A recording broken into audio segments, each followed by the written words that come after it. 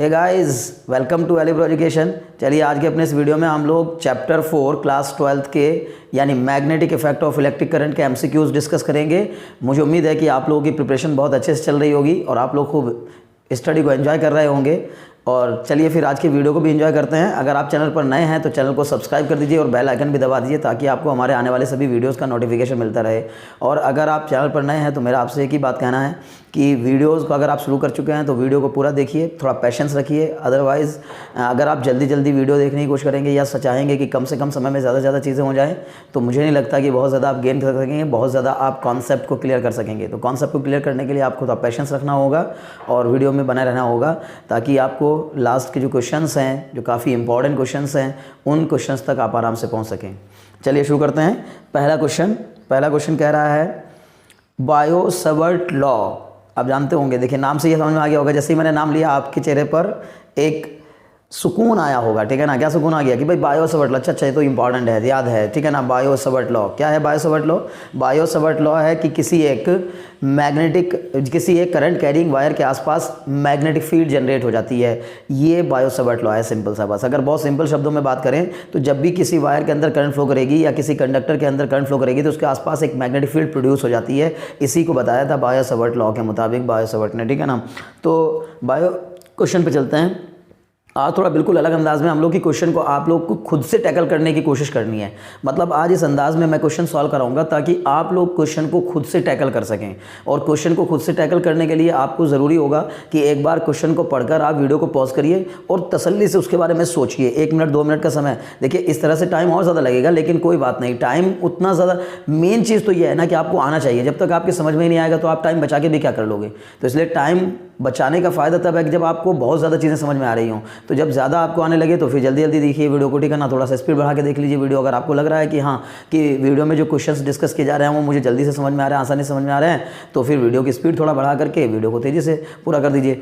लेकिन मेरा कहना यही है कि थोड़ा पेशेंस रखिए। सीखना है तो टाइम देना पड़ेगा, बिना टाइम दिए नहीं सीख सकते। तो क्वेश्चन क्या कह रहा है, देखिए चलते हैं।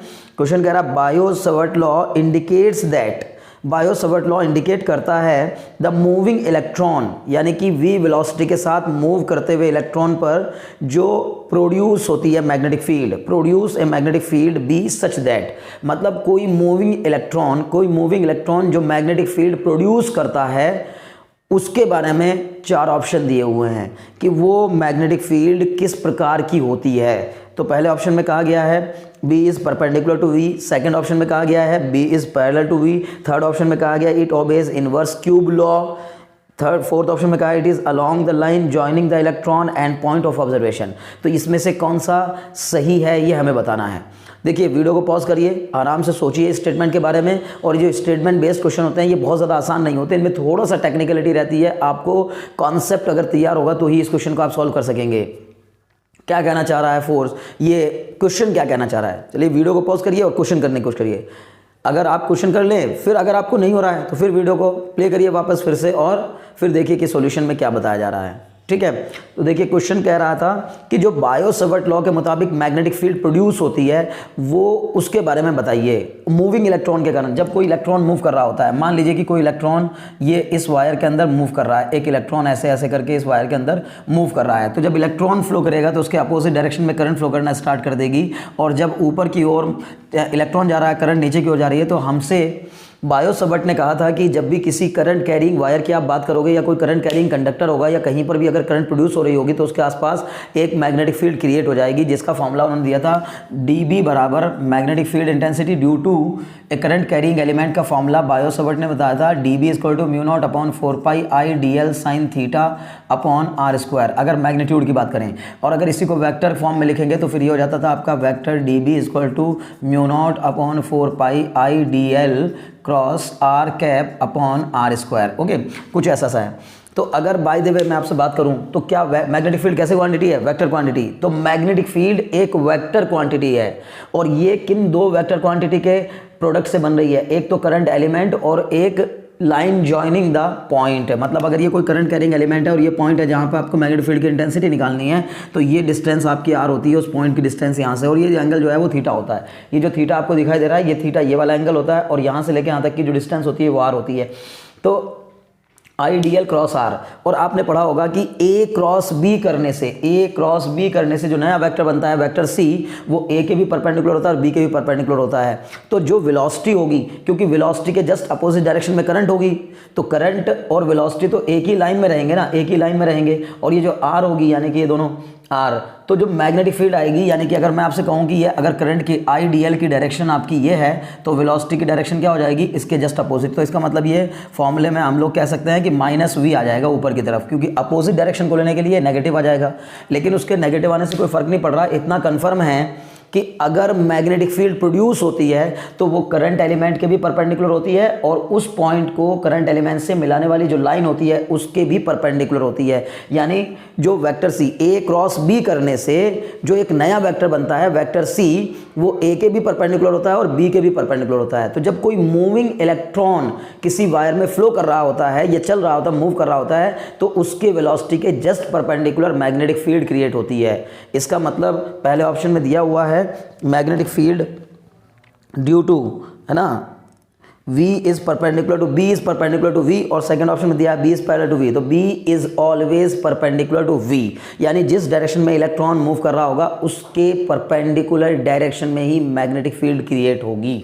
तो first option is the right answer. Concept इसमें क्या लगा, क्योंकि दो वेक्टर क्वांटिटी के क्रॉस प्रोडक्ट से जो नई क्वांटिटी बनती है, यानी जैसे यहाँ दो वेक्टर क्वांटिटी के प्रोडक्ट से जो नई क्वांटिटी बन रही है वो आइडियल के भी परपेंडिकुलर और आर के भी परपेंडिकुलर, और आइडियल की डायरेक्शन ये है, ये अगर लाइन आइडियल की है तो मैग्नेटिक फील्ड की जो इंटेंसिटी होगी वो या तो इनवर्ड या तो आउटवर्ड उसके करंट के अकॉर्डिंग होगी। तो इसका मतलब मैग्नेटिक फील्ड जो होगी वो अगर करंट इस प्लेन में लाई कर रही है, हमारे इस प्लेन में लाई कर रही है, तो मैग्नेटिक फील्ड इस प्लेन के परपेंडिकुलर होगी। यानी कि अगर इलेक्ट्रॉन इस प्लेन में मूव कर रहा है तो मैग्नेटिक फील्ड इस प्लेन के परपेंडिकुलर होगी। तो यानी B is always perpendicular to V is the right answer.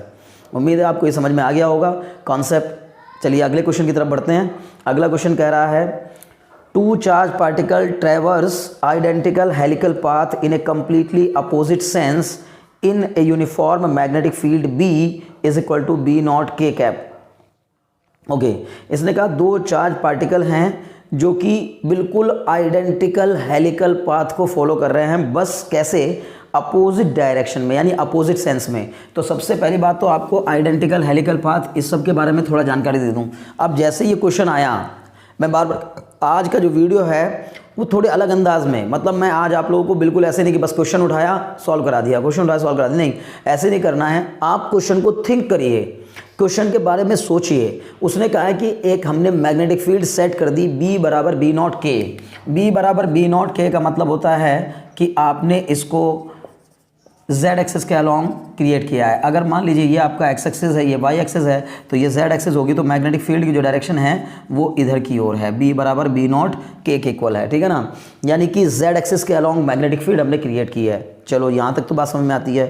फिर क्या कह रहा है कि अगर दो चार्ज पार्टिकल हैं, दो अलग अलग चार्ज पार्टिकल हैं, वो एक ही जैसा आइडेंटिकल हेलिकल पाथ को फॉलो करते हैं। तो आइडेंटिकल हेलिकल पाथ का मतलब है कि उनका जो हेलिक्स बनेगा उसकी पिच भी बराबर होगी, उसकी रेडियस भी बराबर होगी, मतलब आइडेंटिकल। पहली बात तो हेलिकल पाथ कब बनता है, तो सबसे पहले इसको देखकर, क्वेश्चन को देखकर आप इसके आसपास की और भी चीज़ें सोचिए, क्योंकि ज़रूरी तो नहीं ना कि यही क्वेश्चन आएगा एग्जाम में। हालांकि बहुत ज़्यादा इंपॉर्टेंट क्वेश्चन है, एग्जाम में आने के पूरे चांस हैं, क्योंकि एनसीईआरटी एग्जाम्पल का क्वेश्चन है तो काफ़ी इंपॉर्टेंट हो जाता है अपने आप में, तो एग्जाम में आने के पूरे चांस हैं। लेकिन फिर भी मैं कहूँगा कि आप इस क्वेश्चन को पढ़ने के साथ साथ इसके आसपास की और चीज़ें भी जानिए।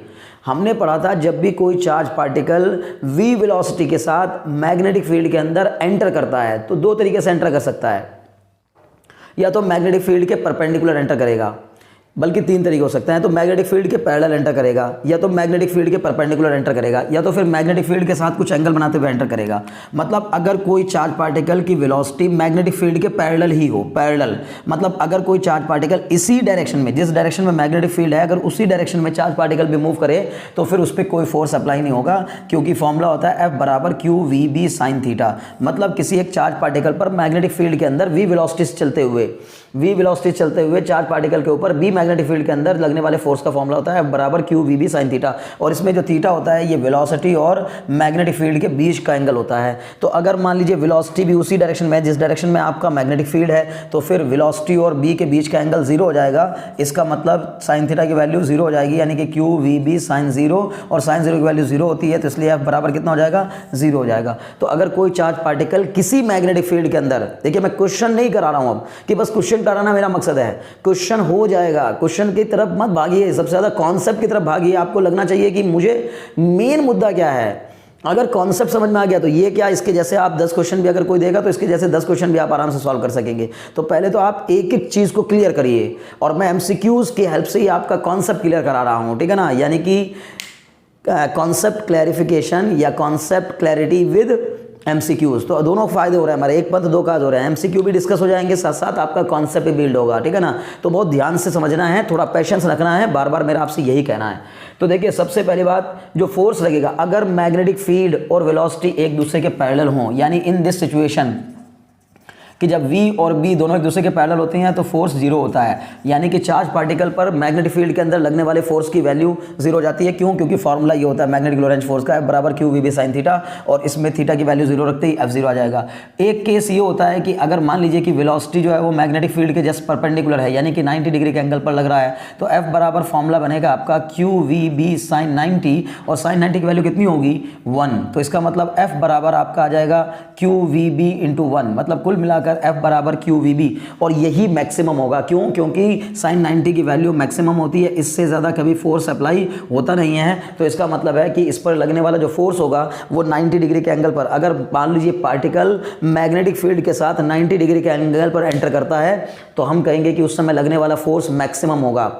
चलो ये भी बात समझ में आती है। अगर एंगल 90 डिग्री हुआ, मान लीजिए कि ये मैग्नेटिक फील्ड है और ये इधर की तरफ वेलोसिटी है, तो इसका मतलब थीटा की वैल्यू कितनी हो जाएगी 180 डिग्री, और अगर थीटा की वैल्यू 180 डिग्री होगी तो F बराबर क्यू वी बी साइन 180 की हेल्प से आप देखेंगे कि F बराबर कितना आ जाएगा क्यू वी बी साइन 180 की वैल्यू भी जीरो होती है, इसलिए जीरो। तो दो केस में फोर्स जीरो हो जाएगा। किन दो केस में? जब वेलोसिटी और मैग्नेटिक फील्ड एक ही डायरेक्शन में होंगे तब भी चार्ज पार्टिकल पर लगने वाले फोर्स की वैल्यू जीरो होगी, और जब वेलोसिटी और मैग्नेटिक फील्ड के बीच का एंगल 180 डिग्री होगा, यानी कि अपोजिट होंगे दोनों एक दूसरे के, वेलोसिटी और मैग्नेटिक फील्ड एक दूसरे के अपोजिट होंगे, तो भी चार्ज पार्टिकल पर लगने वाला फोर्स जीरो होगा। बात समझ में आ रही है? बहुत बढ़िया, क्या कहना है, वेरी गुड। चलिए अगली क्वेश्चन, अभी अगली सिचुएशन की तरफ बढ़ते हैं। तो अगर मान लीजिए इन दो सिचुएशन में कोई चार्ज पार्टिकल मैग्नेटिक फील्ड के अंदर एंटर करेगा, कोई भी चार्ज पार्टिकल अगर इन दो सिचुएशन का मतलब या तो मैग्नेटिक फील्ड की डायरेक्शन में या फिर मैग्नेटिक फील्ड के अपोजिट, तो दोनों ही केस में उस चार्ज पार्टिकल पर लगने वाले फोर्स की वैल्यू जीरो के इक्वल हो जाएगी। क्लियर है ना? बहुत अच्छे, समझ में आ रही है बात?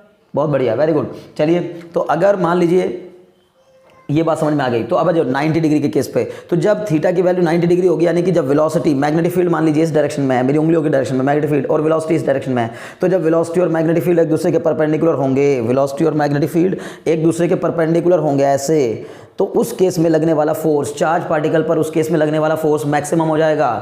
बात समझ में आ रही है ना? क्या कह रहे हैं? Very good. चलिए तो इसका मतलब 90 डिग्री के एंगल पर फोर्स मैक्सिमम लगेगा, और वही फोर्स जो मैक्सिमम फोर्स होगा उसकी वजह से ये जो चार्ज पार्टिकल है ये घूम जाएगा, और घूम जाएगा तो मतलब कौन सा पाथ फॉलो करेगा? सर्कुलर पाथ को फॉलो करेगा। काफ़ी काम की बात है ना? कितनी इंपॉर्टेंट बात है। अरे क्या समझे, क्या गजब के फोर्सेस हैं, मतलब घुमा दिया। जैसे ही चार्ज पार्टिकल ने 90 डिग्री के एंगल पर मैग्नेटिक फील्ड के अंदर एंटर किया, जैसे ही कोई चार्ज पार्टिकल 90 डिग्री के एंगल पर मैग्नेटिक फील्ड के अंदर एंटर करेगा तो उसको चार्ज को तुरंत क्या कर देगा? ये मैग्नेटिक फील्ड घुमा देगा। कौन से पाथ में? सर्कुलर पाथ में। वाह वाह, क्या बात है। मुझे उम्मीद है कि आपको ये कॉन्सेप्ट पता होगा, आप जानते होंगे कि भाई जब कोई चार्ज पार्टिकल v वेलोसिटी के साथ 90 डिग्री के एंगल पर मैग्नेटिक फील्ड के अंदर एंटर करता है तो सर्कुलर पाथ को फॉलो करता है। कौन सा पाथ? Circular path. क्या कहने हैं? ठीक है। क्वेश्चन एग्जाम में क्या भी पूछा जा सकता है, बताइए। जब कोई चार्ज पार्टिकल किसी मैग्नेटिक फील्ड के अंदर v वेलोसिटी के साथ 0 डिग्री के एंगल पर एंटर करता हो, यानी कि मैग्नेटिक फील्ड की डायरेक्शन में ही उसकी वेलोसिटी हो, तो किस पाथ को फॉलो करेगा? बताइए मुझे।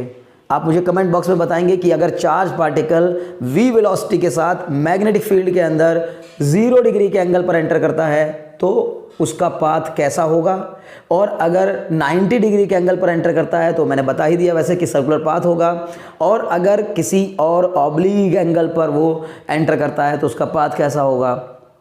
आपको पाथ समझने हैं, पाथ डिसाइड करने हैं कि कोई चार्ज पार्टिकल अगर किसी मैग्नेटिक फील्ड के अंदर थीटा एंगल पर एंटर करता है। अब देखिए इसके अलावा एक और केस हम बनाएंगे, ऑब्लिक वाला केस, तो चलो उसको भी समझते हैं। तो सबसे पहली बात तो आप देखिए कि आखिर ये सर्कुलर पाथ को फॉलो करता क्यों है। कोई चार्ज पार्टिकल अगर मैग्नेटिक फील्ड के अंदर एंटर कर रहा है तो वो आखिर मैग्नेटिक फील्ड के अंदर एंटर करने पर सर्कुलर पाथ को फॉलो क्यों करने लगता है। ऐसा क्या वजह हो जाती है कि सर्कुलर पाथ को फॉलो करना स्टार्ट कर देता है। तो हम जानते हैं, मैंने अभी भी आपको 1 मिनट 2 मिनट पहले भी बताया कि जो फॉर्मूला है अगर इसको हम वेक्टर फॉर्म में लिखेंगे, देखिए क्वेश्चन 1, कॉन्सेप्ट 1, क्वेश्चन अनेक, कॉन्सेप्ट 1, क्वेश्चन अनेक, यानी बात समझ में आ रही है। अगर क्वेश्चन आपको करने हैं तो कॉन्सेप्ट क्लियर करिए।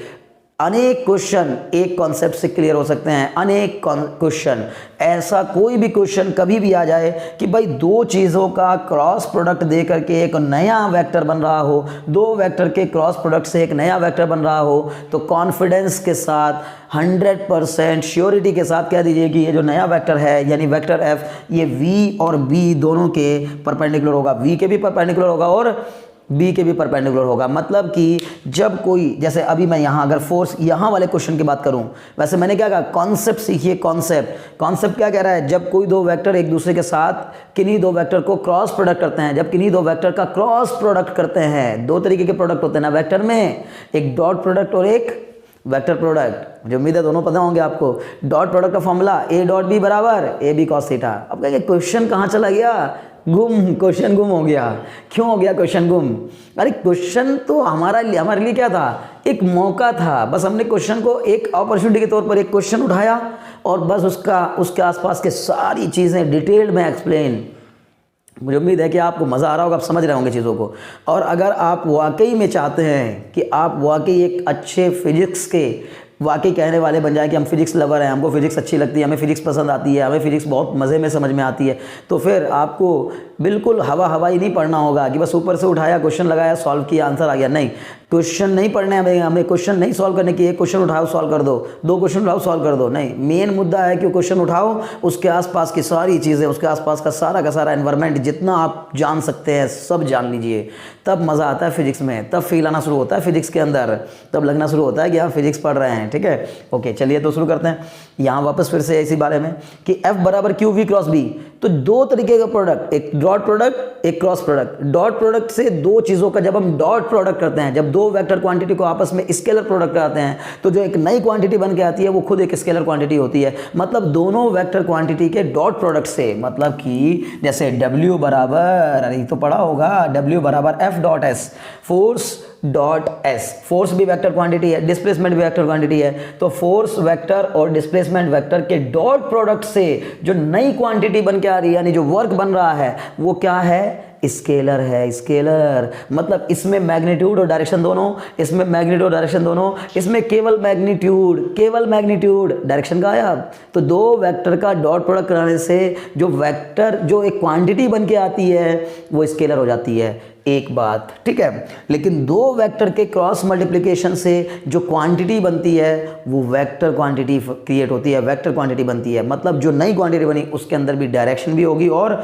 मैग्नीट्यूड भी होगा। तो आप मेरे को बताओ, अगर मान लीजिए इस फॉर्मूले को मैंने वेक्टर फॉर्म में ऐसे लिखा, तो फिर इस चार्ज पार्टिकल पर जो क्यू चार्ज पार्टिकल है, क्यू चार्ज रखने वाला जो चार्ज पार्टिकल है, जब वो वी वेलोसिटी के साथ बी मैग्नेटिक फील्ड के अंदर एंटर करेगा, तो उनके क्रॉस प्रोडक्ट से जो उसके ऊपर फोर्स लगेगा वो वी के भी परपेंडिकुलर होगा और बी के भी परपेंडिकुलर होगा।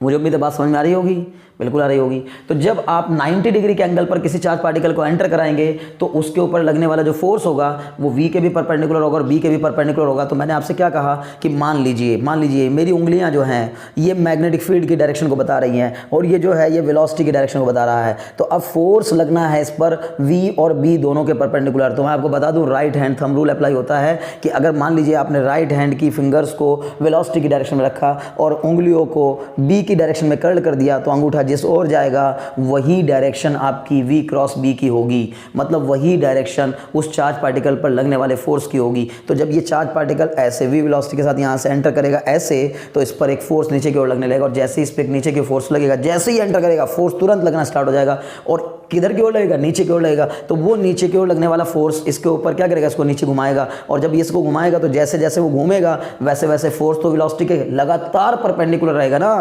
पूरी जर्नी में जब तक मैग्नेटिक फील्ड के अंदर अब ये चार्ज पार्टिकल रहेगा तब तक उस पर लगने वाला फोर्स उसके वेलोसिटी के परपेंडिकुलर रहेगा। और अगर वेलोसिटी और वेलोसिटी और फोर्स एक दूसरे के परपेंडिकुलर होंगे, आपने पढ़ा होगा ये केस, क्या कहने, मज़ा आ गया, ठीक है ना। आप देखिए समझ में आ रहे होंगे ना चीज़ें कि वेलोसिटी और मैग्नेटिक फील्ड का केस आप देखिए कि अगर किसी चीज़ की वेलोसिटी और उस पर लगने वाला फोर्स एक दूसरे के परपेंडिकुलर होते हैं तो आप जानते हैं कि वो फोर्स उस बॉडी को सेंट्रीपिटल फोर्स प्रोवाइड करा देता है। और उसी सेंट्रीपिटल फोर्स की स्पेशलिटी होती है कि वो उस सेंट्रीपिटल फोर्स के कारण बॉडी क्या हो जाती है, घूम जाती है, मतलब सर्कुलर पाथ को फॉलो करना स्टार्ट कर देती है। तो अगर आपको किसी सर्कुलर पाथ को ट्रैवल कराना है तो एक सेंट्रीपिटल फोर्स की ज़रूरत पड़ेगी, और वही सेंट्रीपिटल फोर्स मैंने बार बार बता रहा हूँ कि v वेलोसिटी के साथ एक चार्ज पार्टिकल आया, इस मैग्नेटिक फील्ड में एंटर किया, तो जैसे ही मैग्नेटिक फील्ड में एंटर करेगा उस पर एक फोर्स वेलोसिटी के परपेंडिकुलर और मैग्नेटिक फील्ड दोनों के परपेंडिकुलर, इन दोनों के परपेंडिकुलर, आप मुझे खुद बताइए कि इनके और इनके दोनों के परपेंडिकुलर कौन सा वेक्टर होगा, क्या यही वेक्टर होगा, ये वाला? बात समझ में आ रही ना। तो ये ऐसे करके, मतलब आप मेरी उंगली को समझ लीजिए, मैं कैसे बोलूँ, अच्छा अंगूठे को समझ लीजिए बस। हाँ, ये अंगूठा जो है ये नीचे की ओर जा रहा है ना, यही फोर्स की डायरेक्शन को बताएगा, क्योंकि राइट हैंड थंब रूल लगाएंगे, राइट हैंड थंब रूल, समझ रहे ना। तो राइट हैंड थंब रूल कह रहा है कि अगर वेलोसिटी की डायरेक्शन में हमने राइट हैंड की फिंगर्स को रखा और उंगलियों को मैग्नेटिक फील्ड की ओर कर्ल किया तो अंगूठा जिस ओर जा रहा होगा वही फोर्स की डायरेक्शन होगी। तो इस पर ऐसे जब फोर्स लगेगा तो ये घूम जाएगा, यानी ऐसा पाथ फॉलो करने लगेगा। ओके, क्लियर है इतनी बात। तो 90 डिग्री के एंगल पर चार्ज पार्टिकल एंटर करेगा तो सर्कुलर पाथ को फॉलो करेगा। अब 90 के अलावा किसी और एंगल पर अगर एंटर करता है, मान लीजिए थीटा एंगल पर एंटर करता है, मैग्नेटिक फील्ड के साथ थीटा एंगल बनाते हुए एंटर करता है, थोड़ा सा मैं पहले इसको एक बार साफ कर लूँ, आप भी थोड़ा सा 1 मिनट अपने दिमाग को रेस्ट दे लीजिए। चलिए देखिए, अगर मान लेते हैं कि कोई चार्ज पार्टिकल मैग्नेटिक फील्ड के अंदर v वेलोसिटी के साथ थीटा एंगल बनाते हुए एक्ट करेगा, थीटा एंगल बनाते हुए एंटर कर रहा है, मतलब मैग्नेटिक फील्ड की डायरेक्शन ये है, वेलोसिटी की डायरेक्शन ये है। पहले मैं आपको बार बार कह रहा हूँ, वापस ध्यान लगाइए, ध्यान लगाइए, ध्यान लगाइए। क्या ध्यान लगाना है? अरे पहला केस 0 डिग्री का एंगल, दूसरा केस 180 डिग्री का एंगल, तीसरा केस 90 डिग्री का एंगल, चौथा केस अगर थीटा एंगल। अगर किसी चार्ज पार्टिकल की वेलोसिटी और उसकी मैग्नेटिक फील्ड के बीच का एंगल कितना है? थीटा, यानी कि ऑब्लिक एंगल है कोई एक, ऑब्लिक एंगल 90 डिग्री से छोटा एंगल अगर है और 0 से बड़ा है तो हम कह सकते हैं कि ऐसे में क्या होगा, इसकी वेलोसिटी के 2 कंपोनेंट हो जाएंगे। एक हो जाएगा आपका v cos थीटा, मतलब vx बराबर v cos थीटा, और एक हो जाएगा आपका vy बराबर v sin थीटा। यानी कहने का मतलब है वेलोसिटी के 2 कंपोनेंट हो जाएंगे, और ये जो 2 कंपोनेंट होंगे उनमें से एक कंपोनेंट मैग्नेटिक फील्ड के पैरेलल आ गया ना। हाँ बिल्कुल आ गया। तो ये जो कंपोनेंट है वेलोसिटी का, एक ये वाला कंपोनेंट v cos थीटा, क्या ये मैग्नेटिक फील्ड के पैरेलल आ गया? बिल्कुल। अब जब जब वेलोसिटी और मैग्नेटिक फील्ड एक दूसरे के पैरेलल होती हैं तो फोर्स 0 होता है। इसका मतलब इस वाली डायरेक्शन में वेलोसिटी तो रखेगा लेकिन चार्ज पार्टिकल पर इस वाली वेलोसिटी के कारण कोई फोर्स महसूस नहीं होगा, क्योंकि चार्ज पार्टिकल अगर वेलोसिटी और मैग्नेटिक फील्ड एक ही डायरेक्शन में रखता है तो उस पर लगने वाला फोर्स 0 हो जाता है। तो इसका मतलब इस पर लगने वाला जो फोर्स होगा इसकी डायरेक्शन में कोई फोर्स अप्लाई नहीं होगा, मतलब इसकी वजह से, यानी v cos थीटा के कारण कोई फोर्स अप्लाई नहीं होगा। और जब इस पर कोई फोर्स अप्लाई नहीं होगा तो इधर एक्सेलरेशन भी नहीं आएगा, और एक्सेलरेशन नहीं आएगा तो इसका मतलब एक्सेलरेशन 0 हो जाएगा। और अगर एक्सेलरेशन 0 होगा तो समझ लीजिए, एक्सेलरेशन 0 होगा तो वेलोसिटी यूनिफॉर्म रहेगी, और वेलोसिटी यूनिफॉर्म रहेगी तो इसका मतलब जो इसका ये हॉरिजॉन्टल डिस्टेंस है ये सेम रेट से कवर कर रहा होगा, मतलब ये चीज़ आगे बढ़ रही होगी कांस्टेंट वेलोसिटी के साथ। क्यों? क्योंकि इस और कोई फोर्स अप्लाई नहीं हो रहा, या इसकी इस वाली वेलोसिटी के कारण कोई फोर्स अप्लाई नहीं हो रहा। अब आ जाइए v sin थीटा पर। अब हमने देखा v sin थीटा और b दोनों एक दूसरे क्या हो गए? परपेंडिकुलर। अभी तो पढ़ा हमने कि जो वेलोसिटी अगर चार्ज पार्टिकल की वेलोसिटी मैग्नेटिक फील्ड के परपेंडिकुलर हो तो 100% फोर्स महसूस करेगा, और फोर्स कितना होगा? मैक्सिमम होगा। तो इसके कारण, यानी इस v sin थीटा वाले के कारण लगने वाला जो फोर्स होगा वो कितने के इक्वल आ जाएगा? ये कंपोनेंट आपका वेलोसिटी का हो गया, तो वो फोर्स आपको मिलेगा। अब इसका ये वाला कंपोनेंट किधर? हमने कहा परपेंडिकुलर कंपोनेंट। चलिए ठीक है, बहुत बढ़िया। अब ये वेलोसिटी मैग्नेटिक मतलब मैंने बताया कि क्या करना होता है, राइट हैंड की फिंगर्स को वेलोसिटी की डायरेक्शन में रखते हैं और बी की ओर कर्ल कर देते हैं, तो इसका मतलब अंगूठा किधर की ओर जा रहा है, अंदर की ओर जा रहा है, तो इसका मतलब इस पर जो फोर्स लगना शुरू हो जाएगा वो फोर्स अंदर की ओर लगने लगेगा।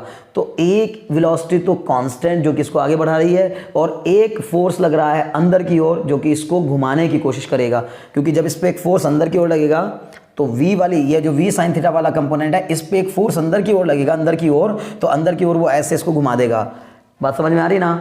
तो इसका मतलब अरे देखिए ना भाई, ये देखिए ऐसे समझिए, ये मैग्नेटिक फील्ड हो गया, ये मैग्नेटिक फील्ड हो गया, ये वेलोसिटी हो गया, इस वेलोसिटी के कारण यानी कि v sin थीटा, ये v sin थीटा हो गया, ये मैग्नेटिक फील्ड की डायरेक्शन हो गया। इधर की ओर जब ये ऐसे केस होगा तो फोर्स जो लग रहा है वो किधर की ओर लग रहा है, अंदर की ओर लग रहा है। तो अगर v sin थीटा की वेलोसिटी से कोई ऐसे एंटर करे और उस पर अंदर की ओर कोई फोर्स लगे तो इस पर जैसे ही अंदर की ओर कोई फोर्स लगेगा तो ये क्या हो जाएगा, घूम जाएगा, मुड़ जाएगा, और जैसे ही ये ऐसे मुड़ेगा यानी इस पर जो अंदर की ओर फोर्स लगेगा उसको घुमाएगा, और जब वो इसको घुमाएगा तो एक सर्कुलर पाथ को फॉलो कराएगा, क्योंकि ये वाला कंपोनेंट तो समझो 90 डिग्री के एंगल पे ही हो गया ना। और जब कोई चार्ज पार्टिकल 90 डिग्री के एंगल पर बी मैग्नेटिक फील्ड के अंदर एंटर करता है तो उसके ऊपर लगने वाला जो फोर्स होता है वो उसको सर्कुलर पाथ में ट्रेवल करा देता है। क्यों? क्योंकि वही फोर्स सेंट्रीपिटल फोर्स बन जाता है। उम्मीद है कि बात समझ में आ रही होगी। ज़्यादा घूमिए मत, आपको लग रहा हो ये क्या हो गया सर, कुछ ज़्यादा ही कॉन्सेप्ट घुसा दिया आपने। तो डरना नहीं होता, यही तो बात है बस। अगर फील लाना है, अगर समझना है ना फिजिक्स को, तो बंधु बैठ जाइए मज़े के साथ, सुकून के साथ बैठ जाइए और मज़ा करिए, फील करिए, आनंद लीजिए, ठीक है ना, फिजिक्स का, तब तो मज़ा है, ठीक है।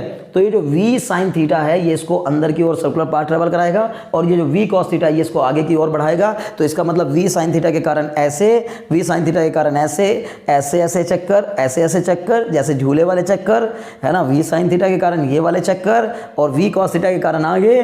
क्या गजब का झूला है, देखिए चार्ज पार्टिकल कैसे झूल रहा है, ऐसे ऐसे झूल रहा है। मतलब ऐसे केवल ऐसे नहीं झूल रहा है जैसे आप लोग मेले में झूलते हैं, है ना, मेले में जाते हो ना, झूला देखते हो और झूले में बैठ करके झूला झूलने की कोशिश करते हो, तो केवल झूला नहीं झूल रहा है, ये झूले के साथ साथ आगे भी बढ़ रहा है, आगे भी बढ़ रहा है, आगे भी बढ़ रहा है, आगे भी बढ़ रहा है। तो आप मुझे बताओ, अगर कोई चीज़ ऐसे ऐसे घूम रही हो और आगे बढ़ रही हो, आगे बढ़ रही हो, आगे बढ़ रही हो, घूमते हुए आगे बढ़ रही हो, कैसा पाथ हो जाएगा, हेलिकल पाथ हो जाएगा।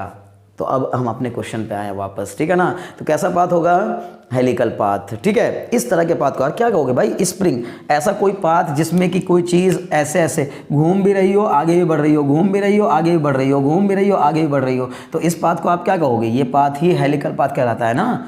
तो इसका मतलब हेलिकल पाथ हो जाएगा। अब इस हेलिकल पाथ के बारे में बात करते हैं, उसने कहा क्वेश्चन में। अब आ जाते हैं वापस अपने क्वेश्चन पर। तक घूमने के बाद कोई बात नहीं, मज़ा आ गया ना। अब मज़ा आएगा तो फिर तभी तो आगे क्वेश्चन करने में भी मज़ा आएगा। तो इसने कहा कि दो चार्ज पार्टिकल हैं जो कि सेम आइडेंटिकल हेलिकल पाथ को फॉलो करते हैं completely in opposite sense in a uniform magnetic field B बराबर B नॉट K। ये मतलब जो मैग्नेटिक फील्ड की इंटेंसिटी है वो कांस्टेंट है, वो बढ़ घट नहीं रही है, और उस मैग्नेटिक फील्ड में दो चार्ज पार्टिकल हेलिकल पाथ को फॉलो कर रहे हैं। अगर हेलिकल पाथ को फॉलो कर रहे हैं तो इसका मतलब दोनों चार्ज पार्टिकल को मैग्नेटिक फील्ड से कुछ एक्यूट एंगल बनाते हुए एंटर कराया गया होगा मैग्नेटिक फील्ड के अंदर, और दोनों ने आइडेंटिकल पाथ को फॉलो किया है। और जब दोनों आइडेंटिकल पाथ को फॉलो कर रहे हैं तो इसका मतलब है कि दोनों की जो पिच है वो भी सेम रही होगी, और जो दोनों की रेडियस है वो भी सेम रही होगी। तो इसका मतलब आप मुझे बताइए, ध्यान से देखिएगा। अच्छा, इसके फॉर्मूले भी हैं कुछ, मुझे उम्मीद है वैसे आपने पढ़ा होगा, जब टेक्स्ट बुक से आप पढ़ रहे होंगे, जब आपने पढ़ाई कर रहे होंगे। अब तो अभी मैं आपको ये क्या करा रहा हूँ, रिवीजन थ्रू MCQs, मतलब MCQs के बेस पर आप रिवीजन कर रहे हो। तो आप समझिए, उस समय आपने फॉर्मूला पढ़ा होगा, radius of the circular path followed by the charge particle inside and magnetic field R बराबर mv अपॉन QB। पढ़ा है ना, याद आ गया, बिल्कुल आ गया होगा। R बराबर mv अपॉन QB, अरे हाँ बिल्कुल, मुझे उम्मीद है 100% याद आया होगा। तो R बराबर mv अपॉन QB में अब की बार v नहीं लेना है, क्योंकि अब की बार हमारा v जो है ना, ये vn मतलब नॉर्मल वाला कंपोनेंट, यही तो अब उसको चलवा रहा है। तो ये पूरा का पूरा कंपोनेंट लेना है v की जगह। तो फॉर्मूला तो वैसे होता है R बराबर mv upon QB, radius followed by the charge particle inside magnetic field, radius followed by the charge particle inside magnetic field when it enters at 90 degree with the magnetic field. इसका मतलब radius का formula होता है mv upon QB। तो यहाँ पर radius का formula हो जाएगा mv sin theta upon QB M V sine theta upon Q B, this is the radius, है ना। अब दूसरा एक फॉर्मूला और बनाते हैं। एक फॉर्मूला होता है किसका, टाइम पीरियड का। टाइम पीरियड का फॉर्मूला होता है 2 pi M upon Q B, चाहे कोई भी केस रहे, चाहे वो हेलिकल पाथ को फॉलो कर रहा हो, चाहे वो सर्कुलर पाथ को फॉलो कर रहा हो, चाहे वो इलिप्टिकल पाथ, खैर होता ही नहीं, सॉरी, ठीक है ना। तो मतलब चाहे वो सर्कुलर पाथ को फॉलो कर रहा हो, चाहे वो हेलिकल पाथ को फॉलो कर रहा हो, चाहे वो किसी और पाथ को फॉलो कर रहा हो, तो टाइम पीरियड क्या रहेगा, 2 pi M upon Q B. चलिए टाइम भी सेम हो गया। अब आपको देखना है क्या, पिच ऑफ हेलिकल पाथ। तो पिच ऑफ हेलिकल पाथ होती है, मैंने अभी आपको 2 मिनट पहले बताया एक बात कि भाई इस डायरेक्शन में जो वेलोसिटी है वो कांस्टेंट रहेगी, पर जब ये सर्कल घूम रहा होगा उतने ही समय में ये आगे बढ़ रहा होगा।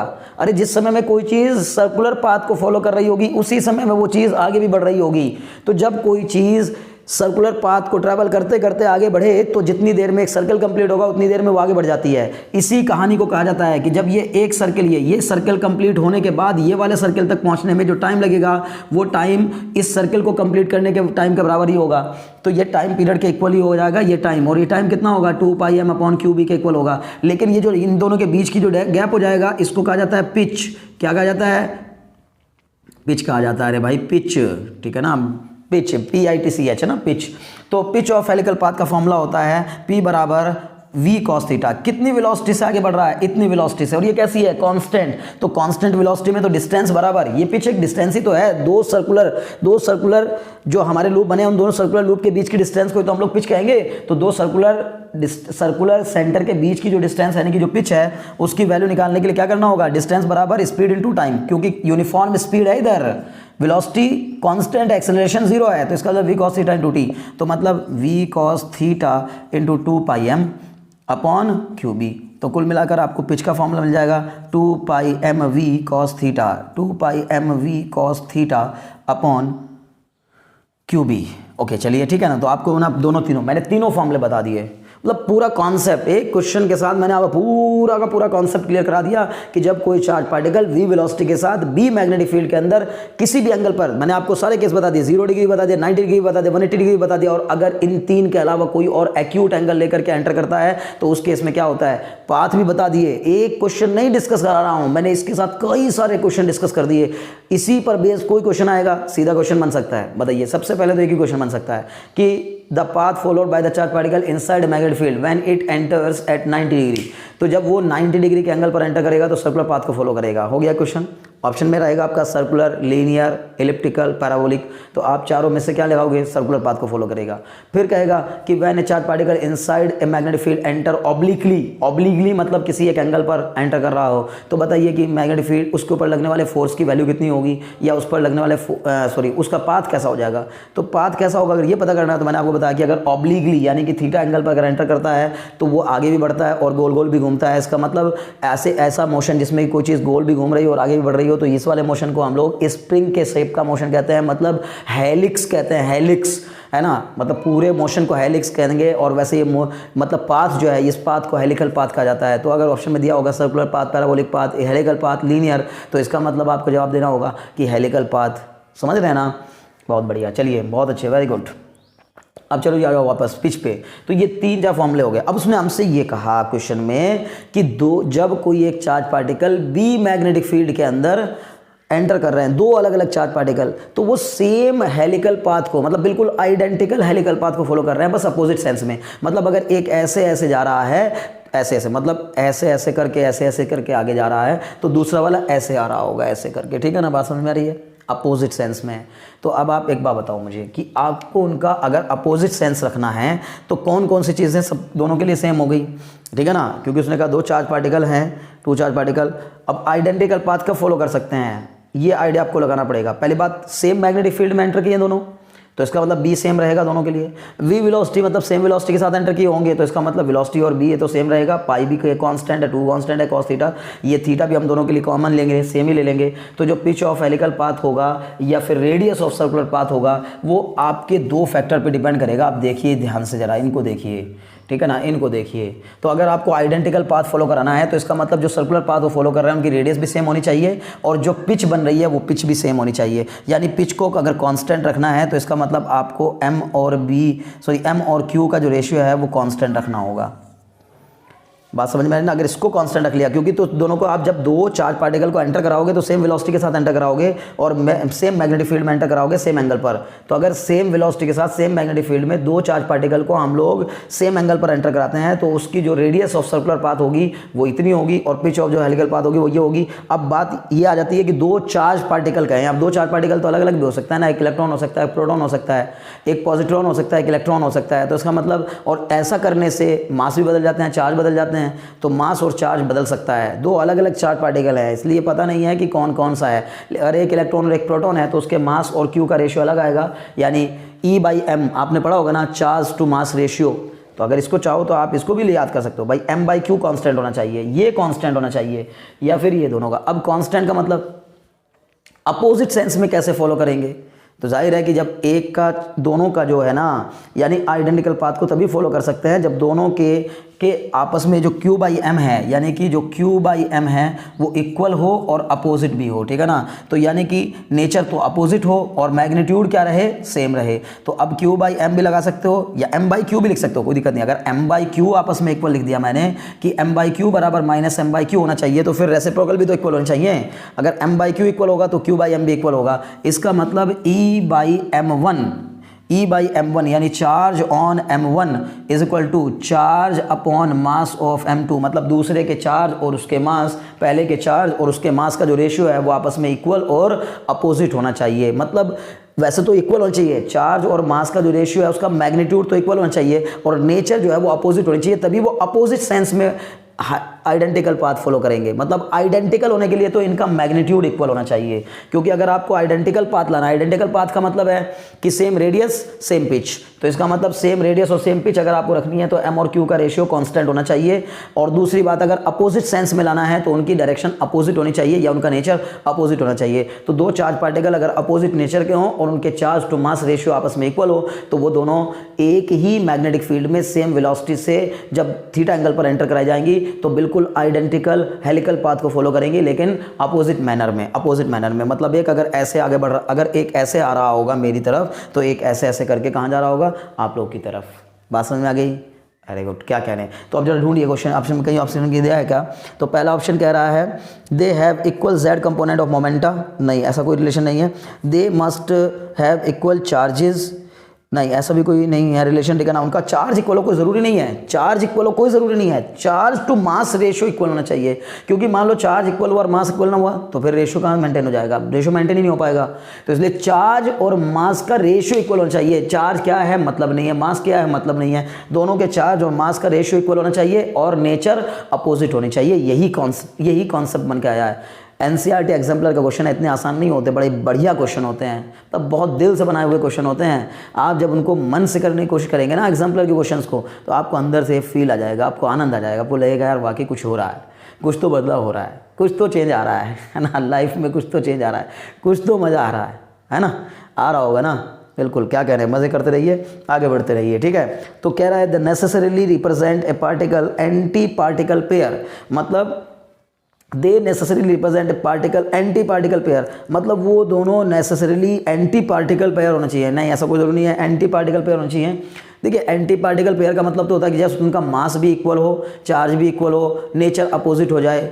लेकिन अब दोनों जरूरी भी नहीं है, हमें तो बस इतना देखना है कि अगर चार्ज एक का कम हो कोई दिक्कत नहीं, उसका मास भी फिर कम ही होना चाहिए। जिसका चार्ज ज़्यादा हो उसका मास भी ज़्यादा ही होना चाहिए, तभी उनका रेशियो मेंटेन रह सकता है। बस समझ ना, अगर किन्हीं दो चीज़ों का डिवीज़न अगर आपको कांस्टेंट रखना हो, अगर दो चीज़ों का रेशियो आपको कांस्टेंट रखना हो तो उनमें से उन दोनों का जो मतलब उन दोनों के अगर एक बढ़ेगा तो दूसरे को बढ़ना पड़ेगा, अगर रेशियो को मेंटेन रखना है ना। रेशियो, अगर कोई दो चीज़ों को डिवाइड करके जो नंबर आता है उसको अगर आपको कांस्टेंट रखना चाहते हो तो अगर आपने न्यूमरेटर को बढ़ाया तो डिनोमिनेटर को भी बढ़ाना पड़ेगा, न्यूमरेटर को घटाया तो डिनोमिनेटर को भी घटाना पड़ेगा। थोड़ा सोचिए थोड़ा, है ना, कि सर ने कैसे बता दिया, थोड़ा सोचिएगा तो अपने आप समझ में आ जाएगा।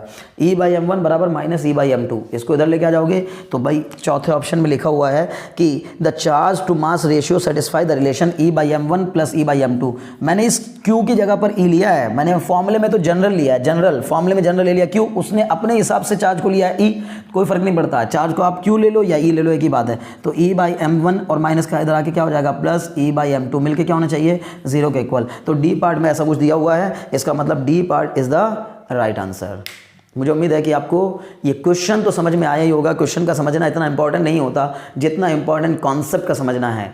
तो मैं पूरी उम्मीद करता हूँ कि आपको क्वेश्चन भी और कॉन्सेप्ट भी दोनों समझ में आए होंगे और इसके साथ साथ आपने बहुत कुछ जाना होगा, बहुत कुछ सीखा होगा। और अगर वाकई में आप इंजॉय कर रहे हैं और आप सीख रहे हैं, जान रहे हैं, तो 1 सेकंड का समय, अपना 1 सेकंड का कीमती समय गंवाकर आप तुरंत एक लाल सा सब्सक्राइब का बटन होगा, उसको तुरंत आप प्रेस कर दीजिए ताकि सब्सक्रिप्शन मिल जाने से मुझे थोड़ा मोटिवेशन मिले और मैं आपके लिए नए नए ऐसी वीडियोस और भी बनाता रहूं।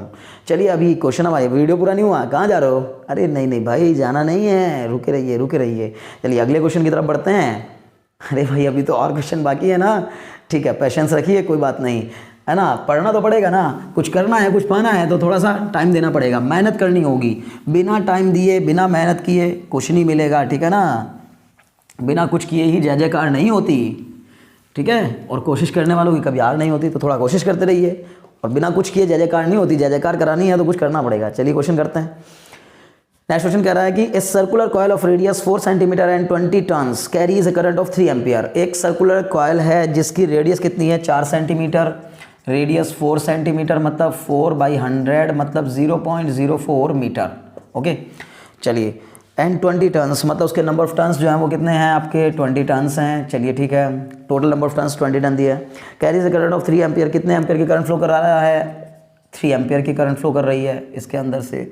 ओके ठीक है, फिर क्या कहा गया? It is placed in a magnetic field of intensity 0.5 weber per metre square. Magnetic field की ऐसा यूनिट क्या होती है? आपको मेरे को कमेंट बॉक्स में बताना है। मैग्नेटिक फील्ड की ऐसा यूनिट, बहुत सिंपल क्वेश्चन, मैं आपको ज़्यादा टफ टास्क नहीं दूंगा, छोटा सा बहुत ही सिंपल सा टास्क है कि मेरे को मैग्नेटिक फील्ड की ऐसा यूनिट बताइए। और अगर आप मैग्नेटिक फील्ड की ऐसा यूनिट मुझे बता सकते हैं तो फिर आप मुझे ये भी बताइए कि मैग्नेटिक फील्ड की ऐसा यूनिट में और गॉस में क्या रिलेशन होता है। मैग्नेटिक फील्ड की ऐसा यूनिट में और गॉस में क्या रिलेशन होता है? गॉस का नाम सुना है ना? गॉस, हाँ वही, हाँ वही जो आप सोच रहे हो, क्या? Gauss theorem. तो उस गॉस थ्योरम वाले गॉस का और मैग्नेटिक फील्ड की ऐसा यूनिट का आपस में क्या रिलेशन होता है, ये आप मुझे कमेंट बॉक्स में लिख के बताएंगे। चलिए, तो अभी यहाँ पर क्वेश्चन लेकिन क्या दी है? यहाँ पर मैग्नेटिक फील्ड ऐसे यूनिट दी है 0.5 weber per metre square. Okay, ये भी एक यूनिट होती है, लेकिन ऐसा यूनिट कुछ और होती है, वो आपको मुझे बतानी है। तो इसने कहा कि magnetic field of intensity of 0.5 weber per metre square, the magnetic dipole moment of the coil is, मतलब कि मैग्नेटिक फील्ड की जो इंटेंसिटी है वो कितनी है? 0.5 वेबर पर मीटर स्क्वायर। क्या कहने हैं? Very good. अब आपको वीडियो को पॉज करना है, 1 सेकंड का समय लगाना है, फिर क्वेश्चन को सोचना है और क्वेश्चन को सोचकर फिर उसको सॉल्व करके खुद से देखिए। अगर हो जाए विदाउट एनी टेंशन इस क्वेश्चन को इसके मारी आगे बढ़ जाइए, ठीक है। लेकिन अगर आपसे नहीं हो रहा है तो फिर वीडियो को वापस प्ले करिए और फिर से क्वेश्चन का सोल्यूशन देखिए कि क्या बता रहे हैं। ओके, चलिए अब सॉल्यूशन देखते हैं। सॉल्यूशन क्या कह रहा है? भाई एक बात तो बताओ, उसने हमसे पूछा मैग्नेटिक मोमेंट, तो आपने, मुझे उम्मीद है कि आपने पढ़ा होगा फॉर्मूला, है ना, मैग्नेटिक मोमेंट का NIA। Magnetic moment is equal to होता है आपका म्यू नॉट बराबर NIA, ठीक है ना। तो म्यू नॉट बराबर NIA में मैग्नेटिक फील्ड की तो जरूरत ही नहीं पड़ रही है, क्योंकि मैं, अरे भाई एक बात तो बताओ, magnetic moment is equal to क्या होता है? IA होता है। Magnetic moment is equal to IA। एक अकेला लूप अगर है तो मैग्नेटिक मोमेंट होगा IA, और 2 लूप अगर है तो मैग्नेटिक हो जाएगा 2IA, अगर N लूप है तो मैग्नेटिक मोमेंट हो जाएगा NIA। तो इसका मतलब NIA या NIA, कैपिटल NIA, ठीक है ना। ये हो जाएगा फॉर्मूला। ये एक लूप के लिए है, केवल अगर एक लूप हो तो मैग्नेटिक मोमेंट का फॉर्मूला IA, और अगर N लूप हो तो मैग्नेटिक मोमेंट का फॉर्मूला, है ना, फॉर N लूप, ठीक है। ये हो जाएगा। चलो अब ये जरा फॉर्मूला लगाने की कोशिश करो। क्या क्या चाहिए हमें? नंबर ऑफ टर्न्स चाहिए, करंट चाहिए, एरिया चाहिए। करंट की वैल्यू आपके पास ऑलरेडी है, एरिया की वैल्यू अच्छा नहीं है, कहीं घबराना, क्यों घबराना? कैसी कॉइल है? सर्कुलर कॉइल है ना। तो चलो जी, सर्कुलर कॉइल के रेडियस का फॉर्मूला, रेडियस आपको दे रखी है क्वेश्चन में, एरिया निकालना है तो फिर पाई आर स्क्वायर लगा देंगे। तो इसका मतलब कितना हो जाएगा? ठीक है, तो ये हो जाएगा आपका बी बरा वो पाई आर स्क्वायर, आर की वैल्यू रख दी गया 0.04 का होल स्क्वायर, ठीक है ना। तो 0.04 का होल स्क्वायर फॉर्मूले में लगाइए, और इसके बाद आपको एरिया मिल जाएगा। आई आपके पास है और आपको एन भी आपके पास है, तो सीधे सीधे आपको फॉर्मूला लगाना है क्या? एम बराबर NIA। तो NIA वाला फॉर्मूला लगाकर एन की वैल्यू रखिएगा 20, आई की वैल्यू रखिएगा कितनी? आई की वैल्यू 3, और ए की वैल्यू आप रख दीजिएगा पाई इंटू 0.04 का होल स्क्वायर। इसको सॉल्व कर दीजिएगा। तो सॉल्व करने के बाद आप पाएंगे कि ऐसा कुछ आंसर आ रहा होगा शायद 0.3 कुछ करके आ रहा होगा, ठीक है ना। तो मतलब जो भी है आप इसको सॉल्व करिए, आंसर पाइए, ठीक है ना। तो आपको ऑप्शंस में ढूंढ करके ये भी बताना है कि कौन सा ऑप्शन इसका सही आंसर है, ये भी आप मुझे कमेंट बॉक्स में बताएंगे। मैंने आपको फॉर्मूला बता दिया, आप आराम से क्वेश्चन को सॉल्व करिए, तसल्ली के साथ आंसर ढूंढिए और फिर कमेंट बॉक्स में लिख दीजिए कि ऑप्शन बी सही आंसर है या ऑप्शन सी सही आंसर है या ऑप्शन ए सही आंसर है या ऑप्शन डी सही आंसर है। चलिए अगले क्वेश्चन की तरफ बढ़ते हैं। नेक्स्ट क्वेश्चन हमसे कह रहा है the conversion of moving coil galvanometer. देखिए नेक्स्ट क्वेश्चन क्या कह रहा है, the conversion of moving coil galvanometer into A volt meter is done by, मतलब एक मूविंग कॉइल गैल्वेनोमीटर को एक वोल्ट मीटर में कन्वर्ट करने के लिए क्या तरीका अप्लाई किया जाता है। एक मूविंग कॉइल गैल्वेनोमीटर को आपने पढ़ा होगा, दो टॉपिक बड़े काम के, गैल्वेनोमीटर से वोल्ट मीटर का कन्वर्जन, गैल्वेनोमीटर से अमीटर का कन्वर्जन। तो गैल्वेनोमीटर को वोल्ट मीटर बनाने के लिए हम कौन सा तरीका अप्लाई करते हैं, तो बहुत आसान है, मुझे इसमें कुछ भी बताने की ज़रूरत नहीं है। अगर आपने पढ़ा है, वाकई में ढंग से आपने पढ़ाई की है और अब आप टर्म 1 की अपनी इस तैयारी को बहुत बढ़िया से लेके आगे चल रहे हैं, तो मुझे उम्मीद है कि आपने ये ज़रूर पढ़ा होगा कि जब हम लोगों को गैल्वेनोमीटर को अमीटर में कन्वर्ट करना होता है तो शंटिंग करते हैं, मतलब पैरेलल में वो रेजिस्टेंस अप्लाई करते हैं, और अगर वोल्ट मीटर में कन्वर्ट करना होता है तो सीरीज़ में रेजिस्टेंस अप्लाई करते हैं, ठीक है। और कैसा रेजिस्टेंस अप्लाई करते हैं, मतलब हाई रेजिस्टेंस इन सीरीज़। अगर आपको गैल्वेनोमीटर, दोनों लिखवा देता हूँ है ना, देखिए गैल्वेनोमीटर, ओके स्पेलिंग देख लीजिएगा आप, गैल्वेनोमीटर को वोल्ट मीटर में कन्वर्ट करना है, ठीक है ना। तो गैल्वेनोमीटर टू वोल्ट मीटर, तो आपको करना होगा क्या है ना, हाई रेजिस्टेंस इन सीरीज, ठीक है ना। हाई रेजिस्टेंस मतलब बहुत हाई रेजिस्टेंस सीरीज में कनेक्ट करना होगा गैल्वेनोमीटर के, ठीक है ना, इन सीरीज, ओके।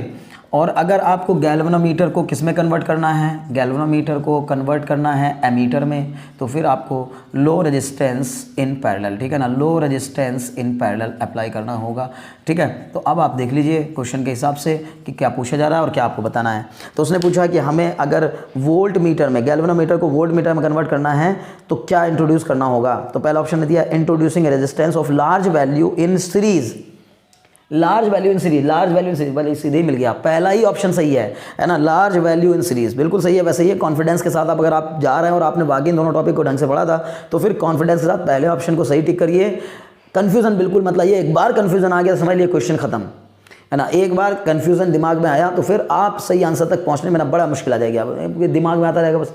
एग्जाम में अगर कन्फ्यूजन एक बार क्रिएट होता तो फिर दिमाग में आता था, अरे यार क्या था, क्या बताया था, अरे सर ने कुछ कहा था, सर ने वैसा बताया था, नहीं पैरेलल में था, वहाँ हाई था, नहीं वहाँ लो था। ये जो हाई लो पैरेलल सीरीज ये दिमाग घुमा देगा आपका।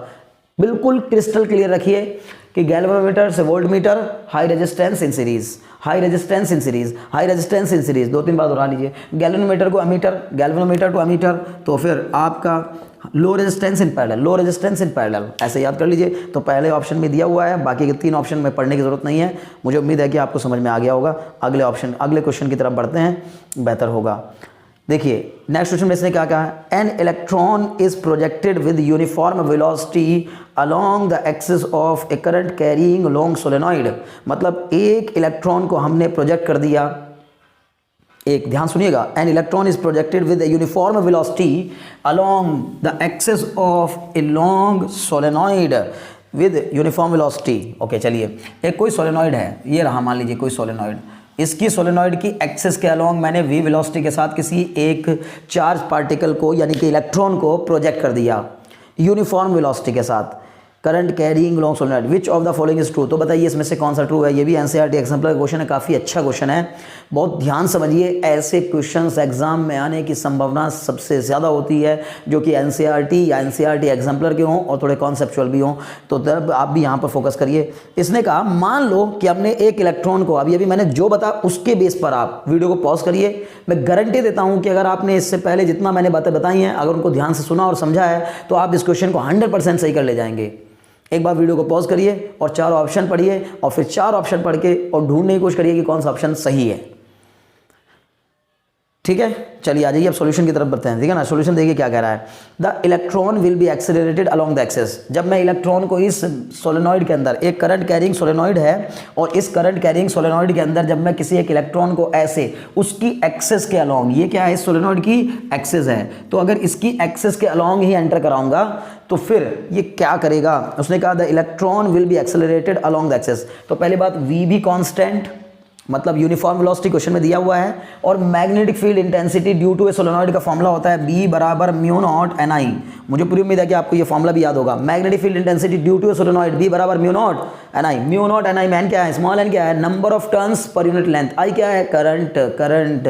तो इसका मतलब जो मैग्नेटिक फील्ड है वो आपकी कांस्टेंट है, वेलोसिटी आपकी कांस्टेंट है, और एंगल आपका कितना है, एक्सिस के अलोंग आपने मूव कराया। तो जो मैग्नेटिक फील्ड की इंटेंसिटी होती है वो किसी भी लॉन्ग सोलेनॉइड की मैग्नेटिक फील्ड की इंटेंसिटी इनसाइड द सोलेनॉइड ऐसे पैरेलल होती है, ऐसे बिल्कुल सीधी लाइंस होती हैं सारी की सारी। तो या तो आपकी वो मैग्नेटिक फील्ड लाइंस ऐसे होंगी या फिर वो मैग्नेटिक फील्ड लाइंस ऐसे होंगी, लेकिन अंदर की तरफ मैग्नेटिक फील्ड लाइंस ऐसे या ऐसे, क्योंकि हमें करंट के बारे में नहीं बताया कि करंट किधर की ओर है, करंट किस ओर है। तो जैसी सोलेनॉइड में करंट होगी उसके अकॉर्डिंग ये पोलैरिटी डिसाइड होगी कि इधर साउथ पोल बनेगा, इधर नॉर्थ पोल बनेगा, इधर नॉर्थ पोल बनेगा, इधर साउथ पोल बनेगा। वो जो भी डिसाइड करना है वो हमारा करंट डिसाइड करेगा। बट इतना कंफर्म है कि जो मैग्नेटिक फील्ड की लाइंस होंगी वो मैग्नेटिक फील्ड लाइंस सोलेनॉइड के अंदर ऐसे होंगी, ऐसे, ठीक है ना। तो अगर मैग्नेटिक फील्ड लाइंस ऐसे हुई तो दो ही केस बनते हैं कि अगर मैग्नेटिक फील्ड इस डायरेक्शन में हुई और आपने इलेक्ट्रॉन को भी इसी डायरेक्शन में एंटर करा दिया, तो बताओ फोर्स कितना हो जाएगा। अब ये भी तो बताया मैंने, बताया ना।